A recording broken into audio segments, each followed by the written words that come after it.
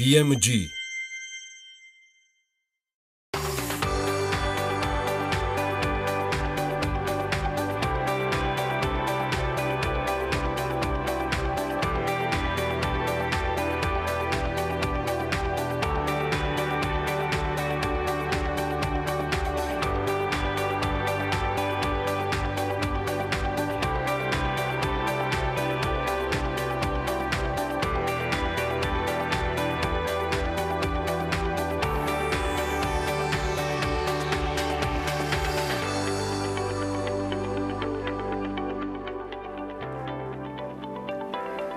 შერეგებისა და სამოქალაქო თანასწორობის საკითხებში საქართველოს სახელმწიფო მინისტრი ქეთევან ციხელაშვილი სამუშაო ვიზიტით ისრაელში იმყოფება. რეჟისორ მარიამ ხაჭონის სადებიუტო სრულმეტრაჟიანი ნამუშევარი დედე 1 ივნისიდან ესპანეთის 7 ქალაქის კინოგაქირავებაში ჩაეშვება. აქცია ღამე მუზეუმში 2018 უპრეცედენტო აქტივობით გამოირჩეოდა საქართველოს მასშტაბით მუზეუმებს 90,000-ზე მეტი დამთვალიერებელი ეწვია.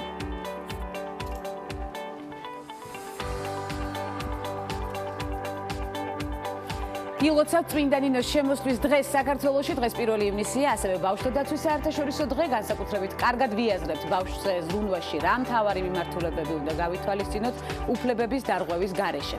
ამასობაში საქართველოს ღირსშესანიშნაობით დაინტერესებული მორიგი ცნობადი სახე მსოფლიოდან უნდა აღნიშნოთ მსახიობმა იზაბელ იუპერმა რამდენიმე დღის წინ გარდიანის ჟურნალისტს ინტერვიუ მისცა, რომელშიც ის საკუთარი კარიერისა და პირადი ცხოვრების შესახებ საუბრობს. ინტერვიუ რამდენიმე ფაქტორის გამო გამოირჩეოდა, მაგალითად იმით, რომ მსახიობმა საუკეთესო კოცნის შესახებ დასმულ შეკითხვას არაჩვეულებრივად უპასუხა, თუმცა იყო ჩვენთვის ძალიან საინტერესო დეტალიც. გარდიანის ჟურნალისტმა იუპერს იმ ადგილების შესახებ ჰკითხა, სადაც სიამოვნებით იმოგზაურებდა. ყველაზე მთავარი კი ის არის, რომ ამ სიაში თბილისიც იყო. ჩემი დიდი ოცნებაა აღმოვაჩინო ყველა ის ქალაქი, რომელშიც ჯერ არ ყოფილვარ. ვნახო მონტევიდეო, მადრასი, თბილისი, სანტიაგო და ასე შემდეგ ამბობს მსახიობი. ველით იუპერს თბილისში და მის პროფესიულ პარტნიორებს მეგობრებთან ერთად ცხადია, მანამდე ვნახოთ დღევანდელი ამბისთხრობის გმირების ჩამონათვალი და საქართველოში მიმდინარე მოვლენებს გადავხედოთ. პარასკევის ნარატივით სტუმრების ბლოკში. ჯენარო ქრისტესაშვილი, რეპროდუქციული მედიცინის ცენტრ უნივერსიტეტის დირექტორის მოადგილე სამეცნიერო სასწავლო დარგში. ლევან კობალაძე, მედიცინის დოქტორი, სახელმწიფო მართვის მაგისტრი, რეპროდუქციული მედიცინის ცენტრ უნივერსიტეტის დირექტორის მოადგილე. ნინო ჭელიძე, განათლების საერთაშორისო ცენტრის დირექტორი და რუსუდან ქარდავა, ცენტრის კურსდამთავრებული. ეს ქალების ნარატივია. ვანცალ აღიძესთან ერთად. შერეგებისა და სამოქალაქო თანასწორობის საკითხებში საქართველოს სახელმწიფო მინისტრი ქეთევან ციხელაშვილი სამუშაო ვიზიტით ისრაელში იმყოფება. ვიზიტის ფარგლებში ორმხრივი შეხვედრები გაიმართა ლიდერ ქალთა საერთაშორისო კონფერენციის ფარგლებში სახელმწიფო მინისტრის სხვა მონაწილეებთან ერთად ისრაელის პრეზიდენტს რუვენ რივლინს შეხვდა, სადაც პოლიტიკურ თუ სამშვიდობო პროცესებში ქალთა როლის გაძლიერებაზე ისაუბრეს. აგრეთვე ქეთევან ციხელაშვილმა ორმხრივი შეხვედრა გამართა საგარეო საქმეთა მინისტრის გენერალური მდივნის მოადგილესთან ალექს ბენ-ცვისთან. შეხვედრაზე საუბარი საქართველო-ისრაელის თანამშრომლობას შეეხო, მხარეებმა ხაზი გაუსვეს თანამშრომლობის გაღრმავების საჭიროებას და ამ ორი ქვეყნის ურთიერთობის მნიშვნელობას გაუსვეს ხაზი ასევე. რეჟისორ მარიამ ხაჭონის სადებიუტო სრულმეტრაჟიანი ნამუშევარი დედე 1 ივნისიდან, ანუ დღეიდან ესპანეთის 7 ქალაქის კინოგაქირავებაში ჩაეშვება. დედე სვან გოგონაზე მოგვითხრობს, რომელიც სიყვარულისთვის იბრძვის და იმარჯვებს კიდეც. დედეს გადაღებები სვანეთში, ყაზბეგსა და კასპში მიმდინარეობდა. ფილმის უმეტესი ნაწილი სვანურ ენაზეა. ვიცით, კინოპროექტი დედე ეროვნული კინოცენტრის დოჰა ფილმ ინსტიტუტსა და სანდენსის კინოფესტივალის მხარდაჭერით განხორციელდა. არაერთი წარმატებას გაგვიხილავს ცხადია ქალების ნარატივის სერიალში, სწორედ ამ ფილმთან დაკავშირებული. 30 მაისიდან 3 ივნისის ჩათვლით საქართველოს შოთა რუსთაველის თეატრისა და კინოს სახელმწიფო უნივერსიტეტის ორგანიზებით თბილისის მე-11 საერთაშორისო სტუდენტური კინოფესტივალი გაიმართება. პროექტი საქართველოს კულტურისა და სპორტის სამინისტროს, ქალაქ თბილისის მერიის და კინემატოგრაფიის ეროვნული ცენტრის მხარდაჭერით პროექტ ჩეკინ ჯორჯიას ფარგლებში ხორციელდება. ფესტივალის გახსნის ცერემონიაზე ნაჩვენები იქნება პირველი ქართული ანიმაციური ფილმი არგონავტები, რომელიც 1935 წელსაა გადაღებული. ქართული და უცხოელი მაყურებლისთვის ამ ფილმის ჩვენება საქართველოს ეროვნული არქივის მხარდაჭერით მოეწყობა. ქართული კინოს 110 წლის საიუბილეო თარიღთან დაკავშირებით და კინოსტუდია ქართული ფილმის მხარდაჭერით ფესტივალზე ძველი ქართული აფიშებიც გამოიფინება. აქცია ღამე მუზეუმში 2018 უპრეცედენტო აქტივობით გამოირჩეოდა საქართველოს მასშტაბით მუზეუმებს 90,000-ზე მეტი დამთვალიერებელი ეწვია. ამის შესახებ ინფორმაციას საქართველოს კულტურისა და სპორტის სამინისტრო ავრცელებს. უწყების ცნობით საქართველოს მასშტაბით მუზეუმებს 90,000-ზე მეტი დამთვალიერებელი ესტუმრა, როგორც უკვე აღნიშნეთ. მიმდინარე წელს აქციაში ქვეყნის ყველა მუნიციპალიტეტი მონაწილეობდა. მუზეუმების საერთაშორისო დღე 18 მაისს მსოფლიო მასშტაბით აღინიშნება. ამ თარიღთან დაკავშირებით საქართველოს სხვადასხვა მუზეუმში მთელი კვირის განმავლობაში მრავალფეროვანი ღონისძიებები, გამოფენები, საგანმანათლებლო პროგრამები და კულტურული აქციები გაიმართა. ვიცით, მუზეუმის საერთაშორისო კვირეულის კულმინაცია 19 მაისი იყო, როდესაც საქართველოს ყველა მუზეუმში შესვლა ვიზიტორებს უფასოდ შეეძლოთ. თბილისის სასტუმრო სტამბაში ფოტოგრაფიის და მულტიმედიის მუზეუმი იხსნება. მუზეუმი სამხრეთ კავკასიის რეგიონში პირველი ინსტიტუცია იქნება, რომელიც მთლიანად იქნება ფოკუსირებული თანამედროვე გამოსახულებაზე, ფოტოზე, ახალ მედიებზე, ვიდეოზე და კინოზე. მუზეუმის ბაზაზე გაიხსნება მედიათეკა და მულტიმედიური არქივი. მედიათეკა გააერთიანებს ფოტოწიგნებისა და მულტიმედიის უნიკალურ არქივს, რომელიც მუზეუმს საჩუქრად ცნობილი ფრანგი ფოტოკურატორის და პარიზის ისტორიის მუზეუმის ფოტო დეპარტამენტის დამაარსებლის ფრანსუაზა რენოსგან გადმოეცემა.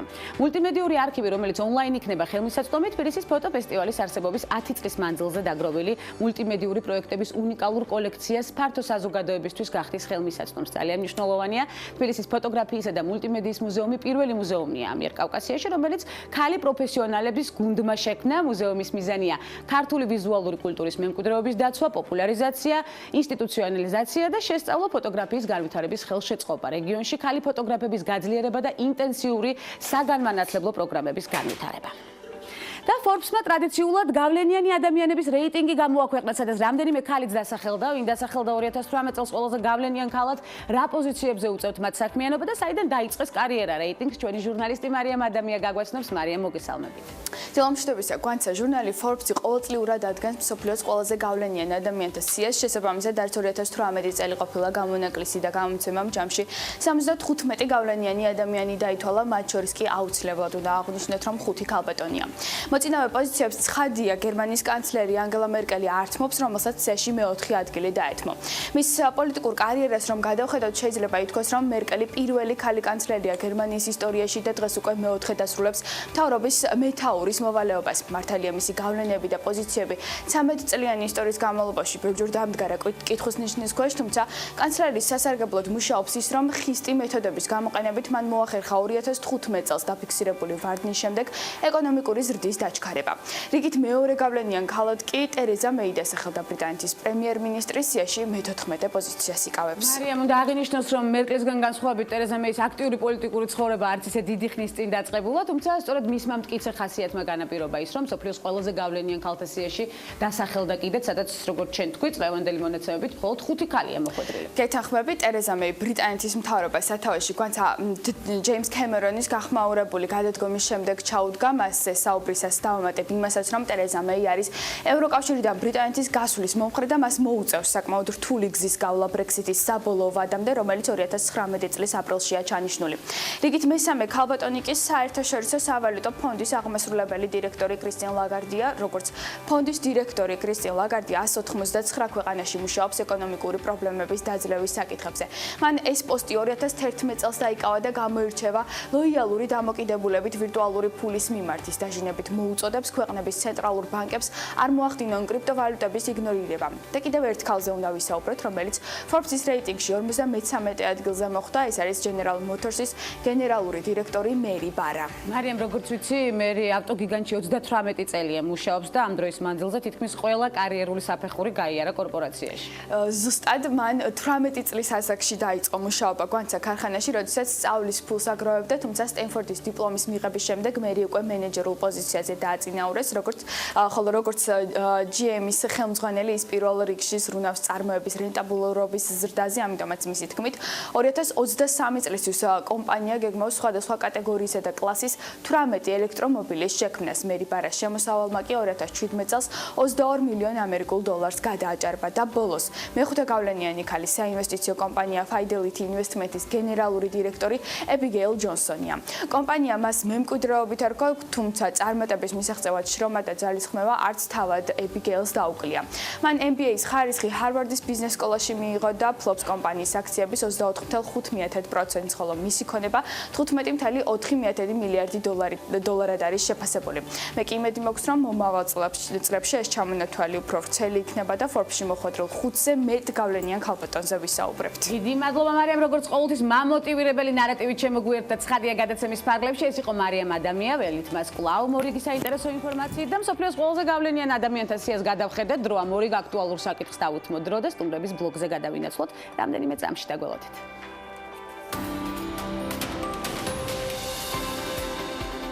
ადა ლავლეისი მსოფლიოში პირველი პროგრამისტი ქალია. ავგუსტა ადა ბაირონი 1815 წლის 10 დეკემბერს დაიბადა.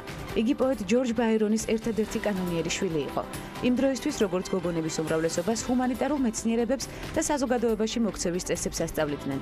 თავდაპირველად, როდესაც ლავლეის მათემატიკის ნიჭი აღმოაჩნდა, ადას ლონდონის საუნივერსიტეტო კოლეჯის მათემატიკოს პროფესორი, სიმბოლური ლოგიკის ფუძემდებელი ოგასტეს დე მორგანი ასწავლიდა. იმის გამო, რომ ქალებისთვის უნივერსიტეტში სწავლა დაშვებული არ იყო, დე მორგანი ადას მათემატიკას წერილების მეშვეობით ასწავლიდა. 1835 წელს 19 წლის ადა 29 წლის ლორდ კინგს გაყვაცოლად. რამდენიმე წლის შემდეგ ლავლეის ჩარლზ ბებიჯის მეორე გამოგონების ანალიტიკური მანქანის შესახებ სტატიის თარგმნა სთხოვეს, რომელიც თავისი არსით პირველი მექანიკური კომპიუტერი იყო. 1853 წელს მისი სტატიის თარგმანი დაიბეჭდა მანქანასთან დაკავშირებით. ლავლეისმა მსოფლიოში პირველი ალგორითმი შეიმუშავა. მისი ნამუშევრის მთავარი აღმოჩენა კი ნატურალური რიცხვების გამოსათვლელი პროგრამის შექმნა იყო. 1953 წელს იგი ხელახლა გამოქვეყნდა. 2009 წელს შარმან ანდერსონმა ადა ლავლეისის დღე დააწესა, რომლის ფარგლებშიც ლავლეისის და ყველა იმ ქალის მიღწევები აღინიშნება, რომლებიც ტექნოლოგიების სფეროში მუშაობდნენ.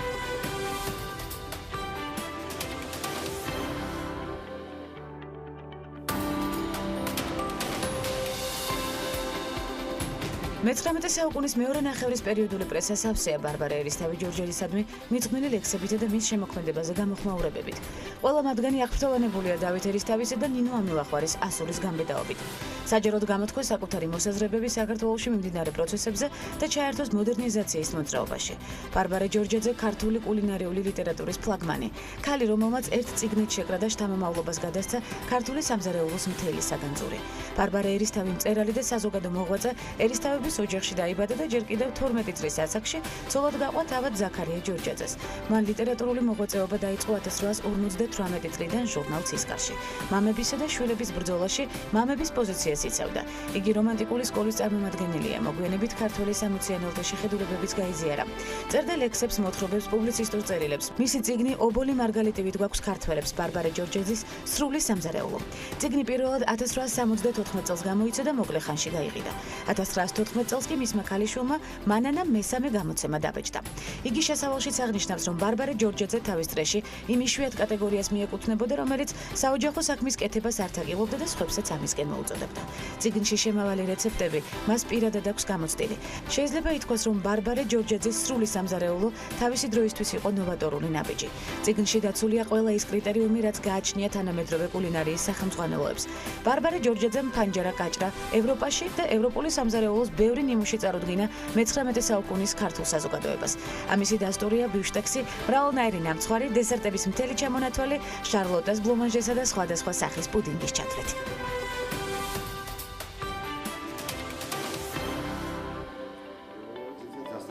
რეპროდუქციული მედიცინის ცენტრი უნივერსიტეტი დაარსდა 2008 წელს და დაარსებიდან დღემდე უმნიშვნელოვანეს შედეგებს მიაღწია რეპროდუქციული ჯანმრთელობის სფეროში. განსაკუთრებით აღსანიშნავია, რომ რეპროდუქციული მედიცინის ცენტრი უნივერსიტეტი აძლევს თანაბარ შესაძლებლობას როგორც ქალბატონებს, ასევე მამაკაცებს ჩაიტარონ რეპროდუქციული დარღვევების სრულყოფილი, კომპლექსური, თანამედროვე დონის შესაბამისი გამოკვლევები და მკურნალობა საქართველოში. ჯენარო ქრისტესაშვილი რეპროდუქციული მედიცინის ცენტრი უნივერსიტეტის დირექტორის მოადგილე სამეცნიერო სასწავლო დარგში და ლევან კობალაძე მედიცინის დირექტორი სახელმწიფო მართვის მაგისტრი რეპროდუქციული ასევე მედიცინის ცენტრი უნივერსიტეტის დირექტორის მოადგილე. რეგალიები ვრცელი, უღრმესი მადლობა მობრძანებისთვის. ძალიან მნიშვნელოვან საკითხზე უნდა ვისაუბროთ ნამდვილად. ჩაი გვაქვს კომფორტისთვის და კარგი დიალოგისთვის, შესაბამისად მშვიდად და წყნარად საუბრობთ მეტად სასარგებლო საკითხებზე. ქალბატონ ჯენარო, ცნობილია, რომ სოფლიოში ყოველწლიურად კლებულობს შობადობის მაჩვენებელი, სწორედ ამ მნიშვნელოვანი საკითხით მინდა დავიწყო საუბარი. როგორია შობადობის სტატისტიკა და ზოგადად დემოგრაფიის კუთხით როგორი მდგომარეობა არის ჩვენთან, ჩვენს ქვეყანაში? ერთი მივესალმები თქვენს მაყურებელს პირველად აღარ და ძალიან გვახარებს, იმედია ხშირად იქნებით ამიერიდან. მინდა გითხრათ, რომ ასეთი განსაზღვრება, რომ შობადობა და შობადობის მაჩვენებელი კრებულობს მსოფლიოში არ არის სწორი, იმდენად რამაც ეს ეხება მხოლოდ იმ ზოგიერთ ქვეყანას, განსაკუთრებით პოსტსაბჭოთა ქვეყნებს და ესე იგი აღმოსავლეთ ევროპის ქვეყნებშიც თქვათ და განვითარებულ ქვეყნებში შედარებით უფრო ესეთი არ არის მზარდი, მაშინ როდესაც თქვათ აზიის და აფრიკის ზოგიერთ ქვეყანაში პირიქით არის პრობლემა ზეპოპულაციის და გამრავლების მაჩვენებელი მაღალია და იქ ეს არის მათთვის პრობლემა. მაგრამ საქართველოში ძალიან დიდი პრობლემაა იმ მხრივ, რომ შობადობის მაჩვენებელი მკვეთრად არის შემცირებული ხალხაშორის საბჭოთა პერიოდის შემდეგ, მინდა ვთქვა, იყო პერიოდი, როცა განსაკუთრებით დაეცა ბოლო წლებში გარკვეულად დაიწყო მატება, მაგრამ ეს იმდენად არასაკმარისია და თანამას ემატება ის, რომ არიან ესე იგი მიგრაცია აღინიშნება სწორედ რეპროდუქციული ასაკის ახალგაზრდების, რაც სწორედ ამცირებს ჯერთი იმ შესაძლებლობას, რომ მათ გააჩინონ იქ შვილი და გარდა ამისა ეს აკლდება უკვე ჩვენთან შობადობის მაჩვენებელს. ეს ერთ-ერთი მნიშვნელოვანი მიზეზია. გარდა ამისა, აქ რასაკვირველია, გარდა იმისა, რომ თქვათ სამედიცინო მიზეზებით შეიძლება იყოს იმისა, რომ თქვათ არ გააჩინოს ბავშვი წყვილმა, ძალიან დიდი მნიშვნელობა აქვს სოციალურ ფაქტორებსაც. მაგრამ ჩვენი, როგორც თქვათ, სამედიცინო დაწესებულებების მისია არის ის, რომ სწორედ იმ წყვილებს დავეხმაროთ, იმ წყვილებს, რომლებსაც სურთ ბავშვის ყოლა. ეს არის მათთვის სასურველი ბავშვი, ვერ უსულდებიან, ან ორსულდებიან, მაგრამ ვერ ინარჩუნებენ ორსულობას და ეს კიდევ უფრო დიდი ტრაგედია. თვითონ პაციენტმა რა უნდა გაითვალისწინოს ხალხთან ჯენერალურად? ხო, პაციენტმა ვერ უნდა გაითვალისწინოს, ამაზე უფრო სტატისტიკით ვისაუბროთ, იმიტომ რომ რა უნდა გაითვალისწინოს? პირველ ყოვლისა მე ვიტყოდი, რომ აი მეორე ჯგუფზე მინდა შევჩერდე. ეს არის ორსულობის განმეორებით დანაკარგები, ან როგორც მოსახლეობაში უფრო კარგად არის ცნობილი, ეს არის ჩვეული აბორტების სახით, თუმცა ჩვენ დანაკარგებს ორსულობისას მივაკუთვნებთ შეიძლება არ აბორტის ვადაზე, არამედ შემდეგ დანაკარგსაც, იგივე პრაჩობადობას და სხვა. ეს არის განსაკუთრებით დიდი ტრაგედია. სხვა შორის, აი სახელმწიფოებში არსად არ არის სხვა პათოლოგიაზე ასე ხაზგასმული, რომ ასეთი წყვილები ხან სასოწარკვეთილი და იმედ გადაწურული. არა იმედ გასწრული, იმიტომ რომ ორსულდება თითქოს ელოდება, აი ხო გააჩინოს ბავშვთან და ორსულობა წყდება პრაჩობილი ბავშვი უბადება.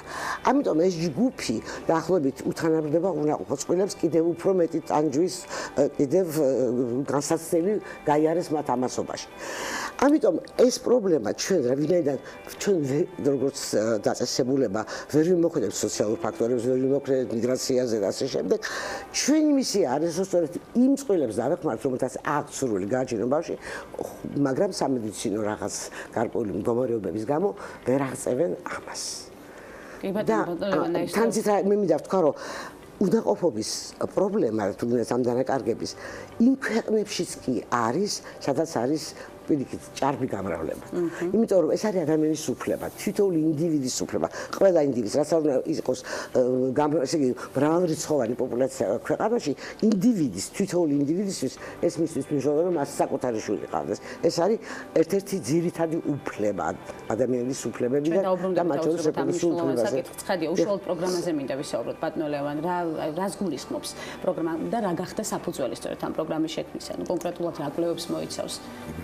პირველ რიგში მოგესალმებით, მე ვისალმებ თქვენს მაყურებელს, სასიამოვნო თქვენთან სტუმრობა. ჩემთვისაც ძალიან ხშირად იქნებით იმედია.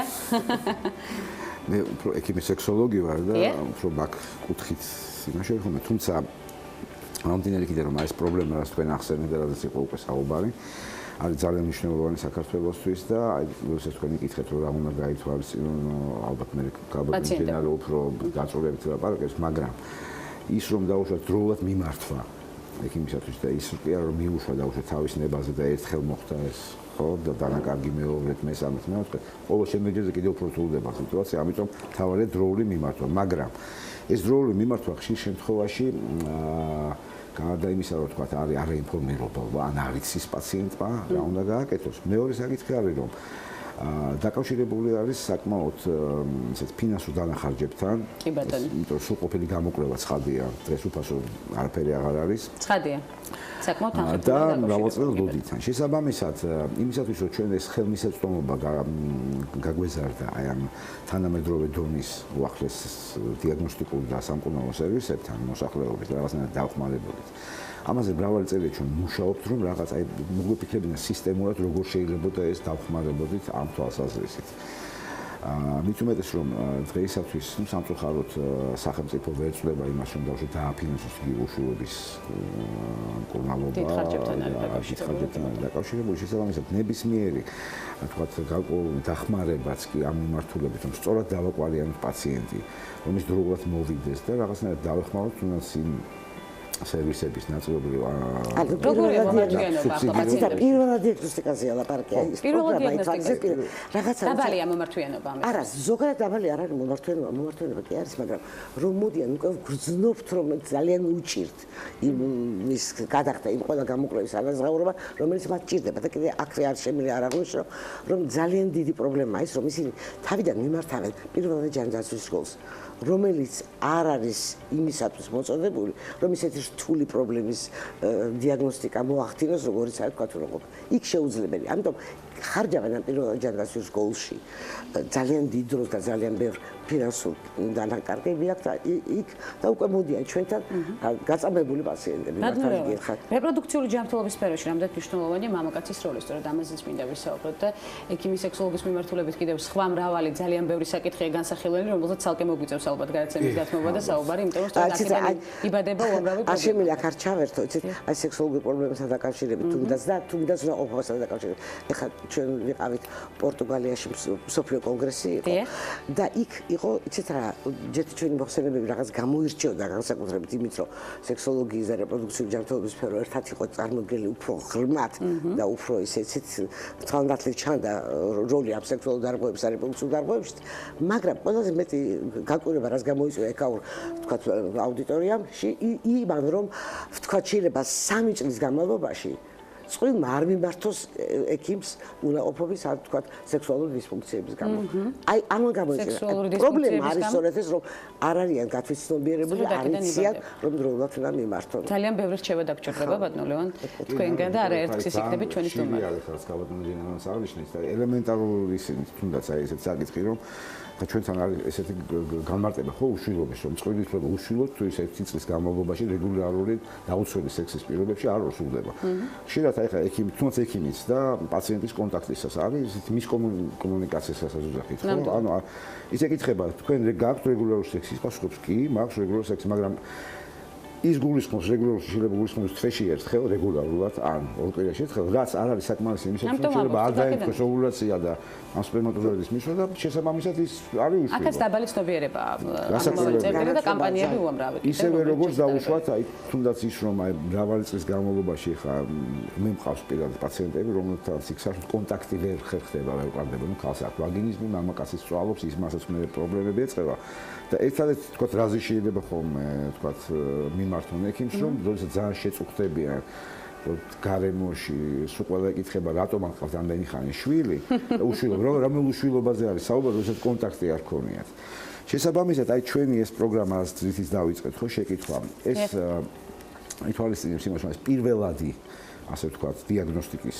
პროგრამა არის სადაც ნუ გათვალისწინებულია დაწყებული აი მე მაგ ჩამონათვალის უბრალოდ ხო თქვა რეპროდუქციის კონსულტაცია და უშუალოდ ციტატუ შეიძლება მე ჩავერთვები არ მე სხვა რამე მინდა გითხრათ თქვენ რა დაიწყეთ კითხვა და ვეღარ გადავედით ამ კითხვაზე პასუხზე რითია განპირობებული თქვა უნაყოფობა და თქვა დანაკარგები აი მე მოკლედ შევეხებოდი და მაშინ გასაგები იქნება ჩამონათვალის ხო ციტა აი უნაყოფობაში თქვა განიხილება კაცის ფაქტორი ქალის ფაქტორი აი სწორედ ეს ამ პროგრამაში წარმოგვიდგენია რომ მამაკაცს უკეთდება მაღალი ესე იგი დონის უახლესი ტექნოლოგიებით სპერმის ანალიზი განსხვავებული ჩვეულებრივი ესე იგი მამაკაცის ფაქტორი ამით გარკვეულად პირველი წარმოდგენა გვექნება რომ მამაკაცი რამდენად ნაყოფიერია თუ არ არის მე თუ ნაყოფია იმას მიზეზები კიდე ცალკე უნდა დაუდგინდეს და ეს ჩაღრმავებულ კვლევას მოთხოვს ქალის მხრივ ორი ძირითადი მომენტი არის ეს არის მილები არის გამავალი და საშუალო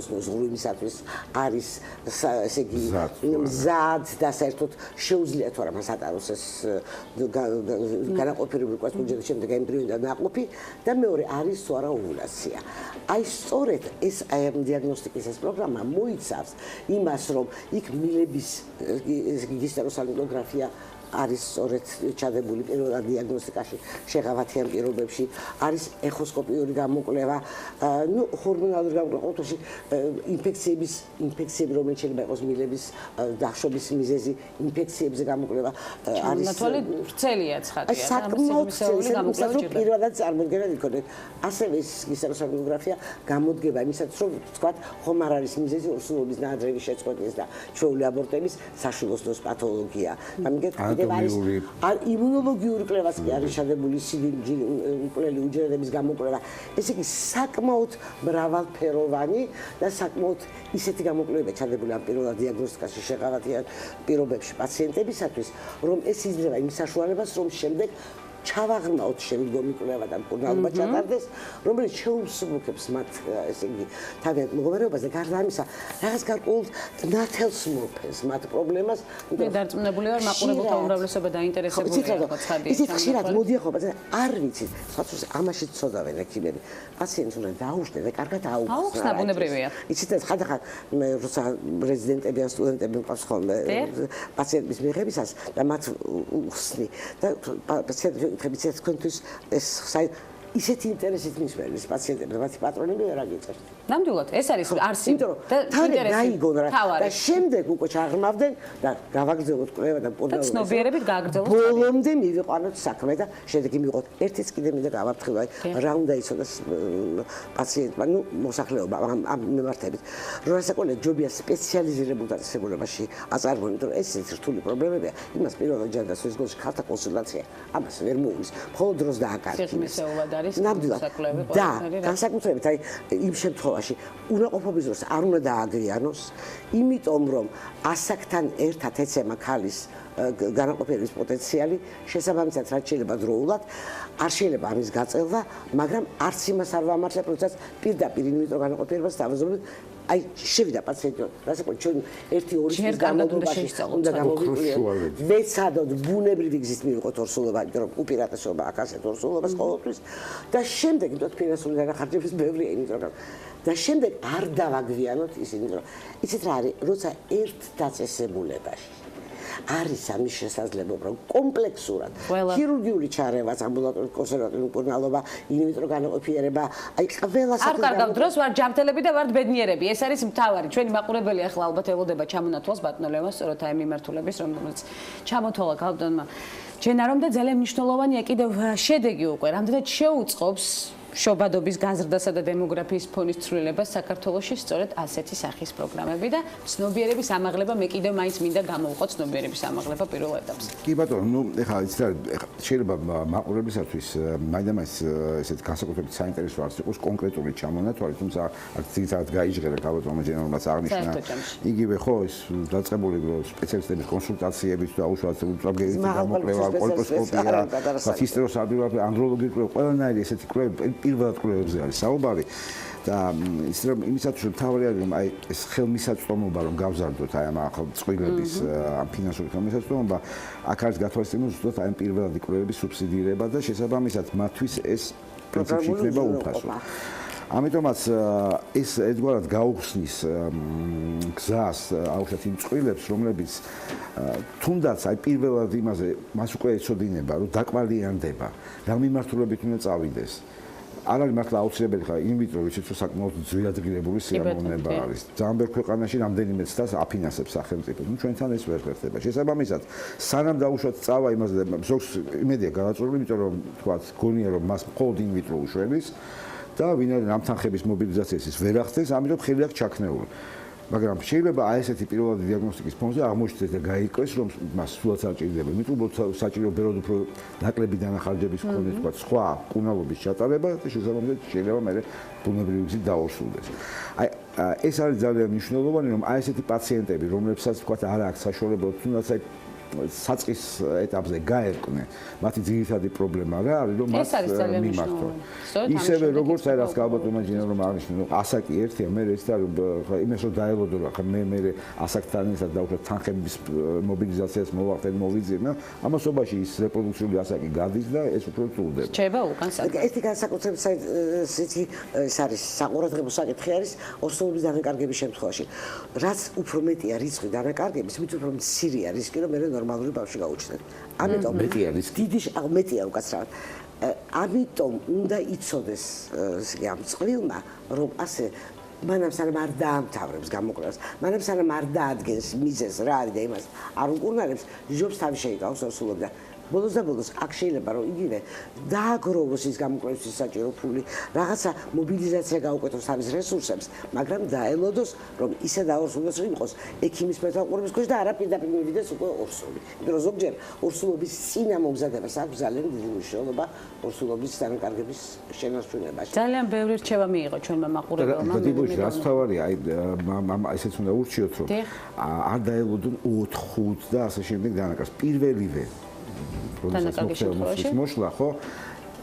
მაშინვე მიმართონ ექიმს. მნიშვნელოვანი არის რომ კიდე არ გამეორდეს და მე აი ესე არ გართულდეს სიტუაცია. და იცით რა შეიძლება ძალიან ხშირად, აი ჩვენი ექიმებიც კი იყენებენ ხოლმე უცხოურ გაიდლაინებს რაღაც მართვის და რამათული პათოლოგიის. და აი სადაც კი ვარ ხოლმე რომ სხვადასხვა კონგრესებზე, უცხოეთში მსოფლიო კონგრესებზე, მე ვცდილობ ხოლმე რომ საქართველოსთვის მისაღები რეკომენდაციები გავაჟღერო. იმიტომ რომ ის რაც არის, თქვა დიდი ბრიტანიისთვის ხადია მაგალითი უნდა ერგებოდეს საქართველოს. არა, იცით რატო? იმიტომ იქ სხვადასხვა არის. ისინი თქვათ რაღაცას გეგმით, სადაზო კომპანია როგორ უნდა საუბრებს ამას თუ იმას და ამაზე აგებული, იმიტომ საქართველოს სხვა სიტუაცია გვაქვს. აბსოლუტურად გეტყვი. ამიტომ ნებისმიერი მაგალითი უნდა ერგებოდეს. ყველა მეცნიერისთვის, მე ჩემი კოლეგისთვის მინდა უთხრა, იცით რომ იფიქრეთ იმის მიხედვით, როგორ შეიძლება საქართველოში ამის დანერგვა და რა გზით უნდა წარდეს. საქართველოს კიდევ სხვა რამ არის. უნდა მოვირგოთ ჩვენს სასარგებლოდ ნებისმიერი მაგალითი. და დავეხმაროთ რომ და დავეხმაროთ ერთმანეთს. აი ესეთი პოზიტიური დიალოგი შემოვიფარგლეთ. უღრმესი მადლობა გალბატონ ჯენერო, ბატონო ლევან. მე იმედი მაქვს რომ არაერთხის იქნებით ჩემი სტუმარი, სხვადასხვა მრავალი მნიშვნელოვანი საკითხი დაგვრჩა კიდევ განსახილველი, რომლისთვისაც ცხადია ერთი გადაცემა და ერთი დიალოგი არ გვეყოფა. ჯენერო ქრისტესაშვილი, რეპროდუქციული მედიცინის ცენტრი უნივერსიტეტის დირექტორის მოადგილე სამეცნიერო სასწავლო დარგში, ლევან კობალაძე, მედიცინის დოქტორი, სახელმწიფო მართვის მაგისტრი, რეპროდუქციული მედიცინის ცენტრი უნივერსიტეტის დირექტორის მოადგილე სტუმრობდნენ გადაცემას ქალების ნარატივი. ასეთი იყო მნიშვნელოვან საკითხზე საუბარი, რომელიც აუცილებლად გაგრძელდება სხვა პლატფორმაში და სხვა გადაცემებშიც. მცირე სარეკლამო ბლოკის შემდეგ მორიგ საინტერესო სტუმართან ერთად ბრუნდებით და გველოდით.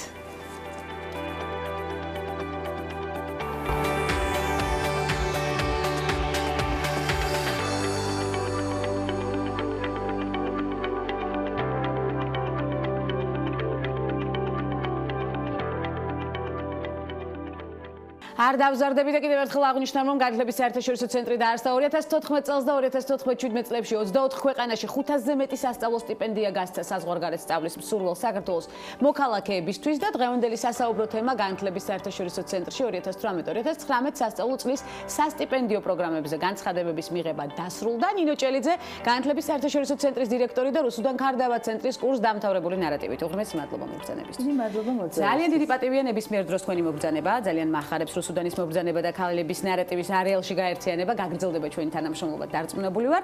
ნინო, რამდენი აპლიკაცია დაფიქსირდა სწორედ ამ კონკურსის ფრაგლებში? ჩვენ არაერთხელ გვისაუბრია სხვა კონკურსზე, სხვა მნიშვნელოვან პროექტზე ცხადია და ყოველთვის მაახარებს სწორედ აი ასეთი მამოტივირებელი საუბარი და დიალოგი თქვენთან. კონკრეტულ კონკურსებზე. რა გეთანხმებით, ჩვენთვისაც ესეთი კონკურსები არის ძალიან მნიშვნელოვანი, რამდენიც ჩვენი საქმეების ძირითად, ასე ვთქვათ, სქემას წარმოადგენს.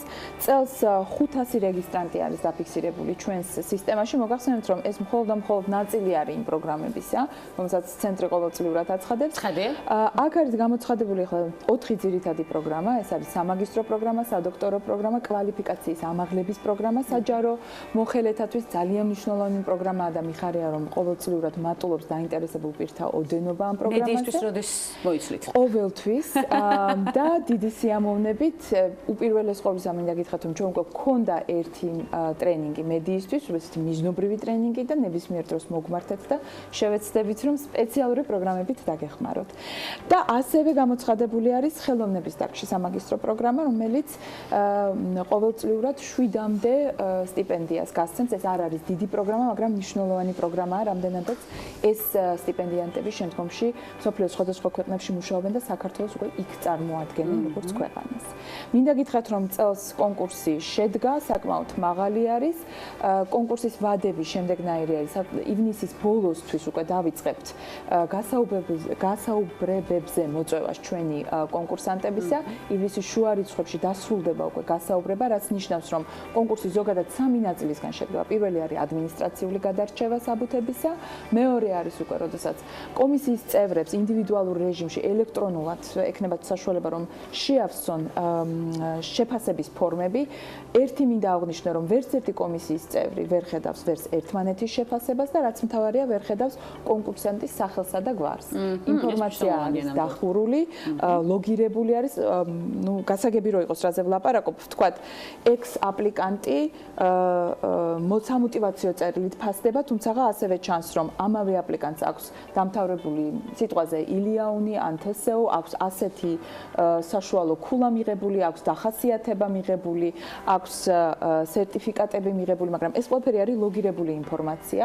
მას შემდეგ, რაც შედგება პირველი ეტაპის შეფასება, კომისია ისევ იკრიბება და გადაწყვეტს, რომ სამართლის მიმართულებით გამსვლელი ქულა იყოს 45-50-დან. განათლების მიმართულებით იყოს 47 და 5 ინტერვიუზე მოსაწვევად. ამის შემდგომ მხოლოდ მას მერე რაც გადაიჭრება ქულები, კომისია ხედავს სახელსა და გვარს აპლიკანტის და იშლება. წინა კონკურსებიც ასეთ რეგულაციებით იყო აღჭურვილი, თუ რით განსხვავდება კონკრეტული კონკურსი? მინდა გითხრათ, რომ წლევანდელი კონკურსი განსხვავდება უპირველეს ყოვლისა უფრო ხარისხიანი აპლიკაციებით. ბევრად უფრო საინტერესო აპლიკაციებია შემოსული, ბევრად უფრო მომზადებული არის აპლიკანტი, საინტერესო სამოტივაციო წერილები აქვთ მოწოდებული, უფრო როგორ ვიღათ, ფორმატი არის დაცული აპლიკაციის.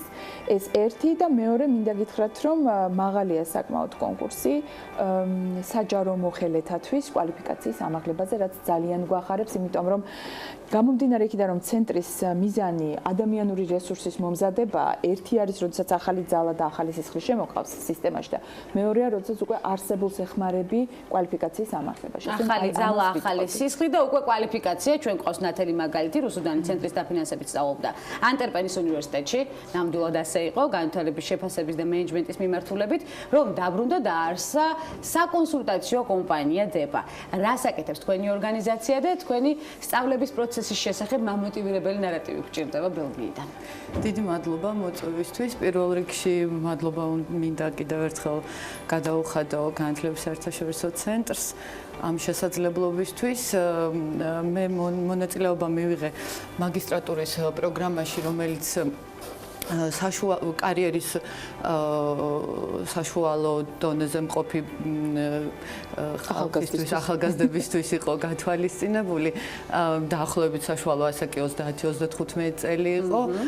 თვითონ თემატიკა, განვითარების შეფასება და მენეჯმენტი ეს აკადემიურ მიმართულება შედარებით ახალია და აქედან გამომდინარე ის პრაქტიკანტები, ვისაც აქვს უკვე ამ მიმართულებით გამოცდილება, ცდილობენ რომ უფრო მეტი ცოდნა მიიღონ და ანტერპენის უნივერსიტეტი იყო ერთ-ერთი რომელმაც შესაძლებლობა მოგცა. ორი სიტყვით მინდა ვთქვა იმ პროცესზე, რომელიც მე გავიარე განათლების საერთაშორისო ცენტრში სტიპენდიის მისაღებად, რომელიც იყო ძალიან ობიექტური, უნდა ვთქვა და დროში ძალიან კარგად გაწერილი. თქვენ პირველი წლის 2014 წლის სტუდენტი, ჩვენი პირველი გამოშვება შეიძლება. ძალიან ბევრი კმაყოფილი სტუდენტი იქნება დარწმუნებული ვარ, ძალიან ბევრ მნიშვნელოვან პროექტში ჩართული, რუსთან ჩვენ აუცილებლად გავაგრძელებთ საუბარს ცხადია არაერთხელ თქვენთან ერთად ჩვენი გადაცემის ფორმატში. სამომავლო გეგმებით სწორედ აი იმ ინსპირაციიდან მოდის და შემდეგ უკვე შედეგებზე